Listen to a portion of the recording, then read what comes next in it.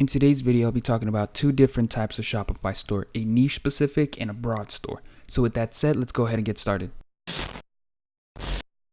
So for those of you who are unfamiliar with niche or broad stores, let me just give you guys a quick example. A niche store would be something like Sephora that tailors to one specific group or one specific type of niche or people with a certain type of passion or hobby or whatnot. And as opposed to a broad store would be something like Amazon or Walmart that pretty much carries a little bit of everything. So let's go ahead and talk about niche stores. First, one of the key things about a niche store is the fact that you could easily convert that store into a brand. So what I mean by that is, let's just say that you had a store or you wanted to get into Shopify Dropshipping and you wanted to sell to people who are into beauty products, to people who are just into makeup in general. You could go on, create your Shopify store tailored towards those people or tailored to those people by providing the best looking brushes you find and providing traveling cases and makeup bags and all these sort of things or all these sort of accessories related to that niche. And as you started selling more, you would be acquiring more income and you're able to actually turn that Shopify dropshipping store into a full-fledged brand. By going and talking to your suppliers, you could just be like, hey, I've been buying from you guys for some time now.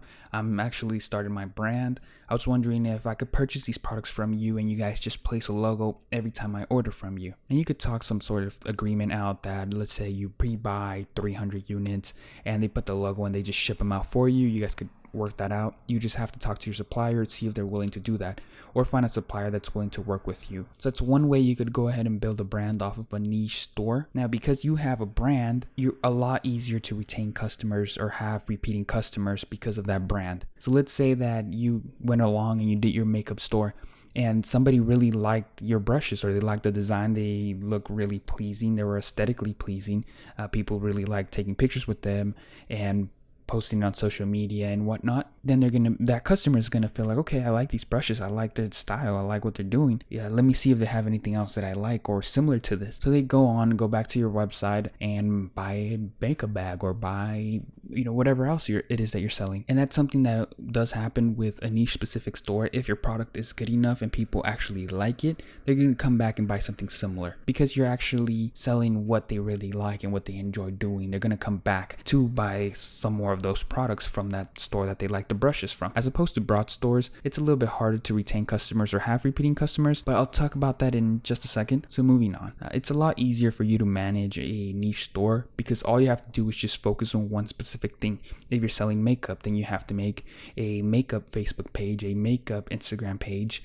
You have to make sure you find pictures that have to do with makeup, and you just basically surround yourself with everything that's related to makeup. And you only have one store with limited amount of products, and it just creates a really simple environment for you to work from. You can have 10 different types of brushes and 5 different types of bags and whatnot and work from there, as opposed to you had a broad store with hundreds and hundreds of items and inventories. You just have to go on, create all these groups, create all these things, and it just makes things really convoluted. So when you're sticking with the niche store, it's a lot easier to manage in that perspective. Now, for broad stores, I generally don't like broad stores. I'm just going to go ahead and tell you guys, I try to stay away from broad stores. I suggest you guys also do that unless you're more of a intermediate to advanced Shopify dropshipper. Then go ahead and, go for it. Go for a broad store if you guys feel that ambition to go and do a broad store. They're a lot harder to maintain. I'm just going to go ahead and tell you guys that, but don't feel discouraged just because I don't like it or I'm telling you guys that I don't recommend it.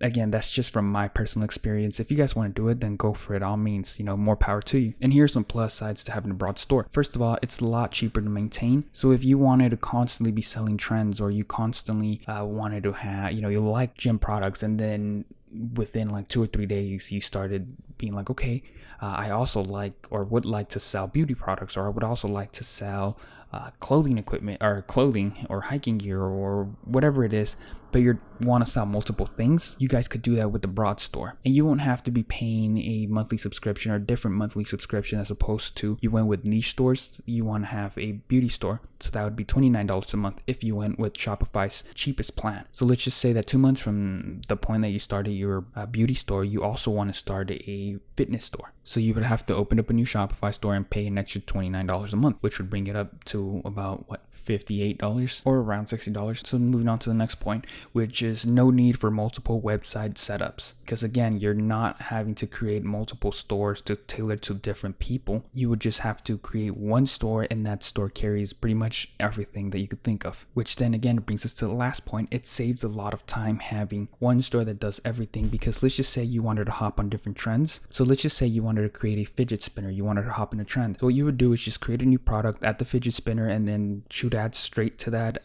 link, or straight to that section of your website, just to the fidget spinners. You guys could do that. It's perfectly fine. It saves you a lot of time from having to create a whole new store, starting it from scratch, setting up the payment processor, finding the right theme, and changing the color scheme, creating the logo. It saves you all that time if you have one broad store. So just to touch on what I mentioned earlier, it's a lot harder for you to have repeating customers in a broad store. And the reason that is, it's because you're going to have probably hundreds of products, and people are not going to be like, oh, I bought this toothbrush from this website.